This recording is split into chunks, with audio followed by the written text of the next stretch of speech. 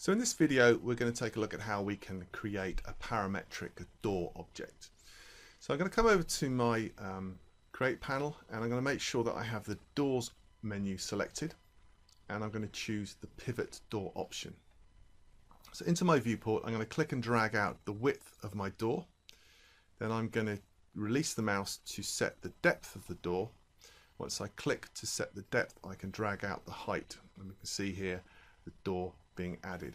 Just to make it a little bit clearer, I'm going to press F4 so we can see our edges as well on the geometry. I'm just going to right click to accept that door, and then I'm going to come across to the modify panel with the door still selected, and we're going to take a look at some of the parameters.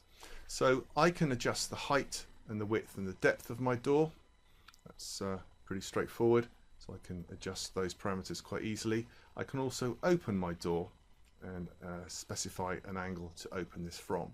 I can also add a double door feature, or I can flip the swing. If I wanted to swing from a swing and open in the opposite direction, I can easily adjust that, or I can flip the hinge to the opposite side so that it opens from the opposite side of the frame.